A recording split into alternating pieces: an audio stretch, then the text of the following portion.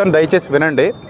ఉదయం ఏ టైంలో ప్రవీణ్ పగడాల గారి మరణం జరిగిందో ఇప్పటి వరకు సమగ్రమైన నివేదికలు ఏవి రాలేదు. పోలీసు వారు మనకి ఖచ్చితంగా సపోర్ట్ చేస్తామని చెప్పేసి మాట ఇచ్చారు. చాలామంది క్రైస్తవ నాయకులు ఉదయం ఇష్టపడుతున్నారు, పోరాడుతున్నారు. చాలామంది పెద్దలు వచ్చారు. సో కొంతమంది వచ్చారు, వెళ్ళిపోయిన వాళ్ళు కూడా ఉన్నారు. అందులో కూడా చాలామంది సేవకులు వచ్చారు. అయితే ఇక్కడ విషయం ఏమిటంటే క్రైస్తవ సమాజానికి ముఖ్యంగా అనుమానాస్పద మృతిగా ఎఫ్ఐఆర్ ఫైల్ చేయమని మేము కోరడం జరిగింది.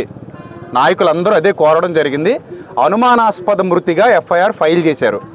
ప్రవీణ్ పగడాల గారి రక్త సంబంధికులు ఎవరో ఒకరు వచ్చి కంప్లైంట్ ఫైల్ చేస్తే తప్ప పోస్ట్ మార్టం చెయ్యము అని పోలీసు వారు తేల్చి చెప్పేశారు. సో వాళ్ళ మిసెస్ గారు, వాళ్ళ బ్రదరు అమెరికా నుంచి బయలుదేరి వచ్చారట ఆయన. సో వాళ్ళందరూ ఇప్పుడు రాజమండ్రికి రాబోతున్నారు. వాళ్ళు వచ్చి పోస్ట్ మార్టానికి, వాళ్ళు ఎఫ్ఐఆర్ ఫైల్ చేసిన తర్వాత పోస్ట్ మార్టానికి వెళ్తుంది బాడీ. సో బాడీ చూస్తే మాత్రం అది అనుమానాస్పద మృతిగానే ఉంది తప్ప అది యాక్సిడెంట్ లాగా అనిపించలేదు. ఏమో ఒకవేళ పోస్ట్ మార్టం అయిన తర్వాత యాక్సిడెంట్ అంటే కనుక మనం దాన్ని ఒప్పుకుందాం. కానీ ప్రస్తుతానికి ఆ ఫేస్ చూస్తుంటే అది యాక్సిడెంట్ లాగా అనిపించట్లేదు. This is the final report. ఇక్కడ మాకు తెలిసినటువంటి సమాచారం ఇది మాత్రమే. సో చాలా కష్టపడి సోదరులందరూ నిరసన వ్యక్తం చేశారు. నడి రోడ్డు మీద ఎండలో కూర్చున్నారు, చాలా కష్టపడ్డారు, పోలీసు వారికి తెలియజేశారు. అలాగే ఏబిఎన్ వారు వచ్చారు, టీవీ9 వారు వచ్చారు, ఆర్టీవీ వారు వచ్చారు. వాళ్ళందరికి కూడా క్రైస్తవ నాయకులందరి గొంతు వినిపించడం జరిగింది. వాళ్ళు ఏ మేరకు మీడియాలో మరి క్రైస్తవ్యానికి సపోర్ట్ చేస్తారో ప్రస్తుతానికి తెలీదు. వాళ్ళు సంపూర్ణంగా చేస్తారని నేను కూడా ఆశిస్తున్నాను, మేమందరం ఆశిస్తున్నాం. రైట్. ఇక క్రైస్తవ సమాజానికి ఇచ్చే చివరి పిలుపు ఏంటంటే, ప్రస్తుతానికి క్రిస్టియానిటీలో దాడులు జరగడం, ఎవరు పడితే వాళ్ళు నోటుకొచ్చినట్టు క్రైస్తవ్యం మీద మాట్లాడడం జరుగుతుంది. సో మనందరం ఐక్యంగా ఉండాలి. ఇలాంటి సంఘటనలు పునరావృతం కాకుండా మనందరం మన ఐక్యతను చాటి చెప్పాలి.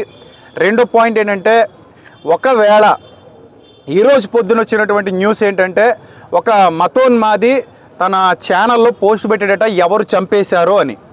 సో అతడు ఎంత దౌర్భాగ్యంగా, దుర్మార్గంగా క్రైస్తవ్యం మీద అవాకులు చవాకులు పేలుతూ, సినిమాలు తీస్తూ, పుస్తకాలు రాస్తూ నేటికి ఎంత బాధ పెట్టాడో మనందరికీ తెలుసు.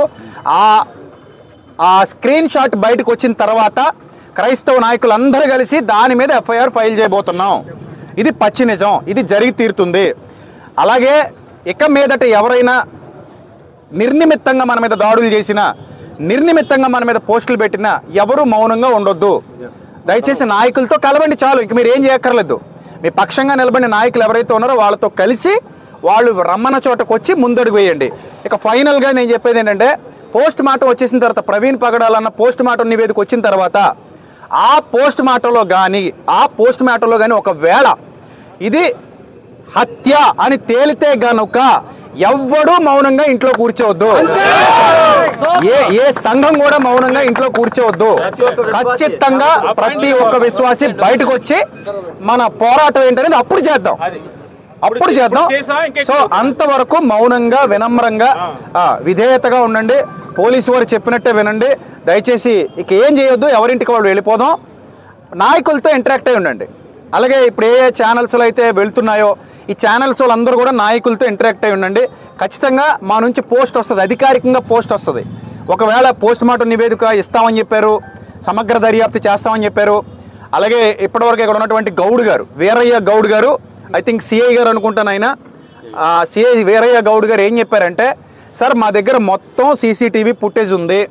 ఆ సీసీటీవీ ఫుటేజ్ మొత్తం తీసుకొచ్చి మీ నాయకులందరికీ అప్పగిస్తాం.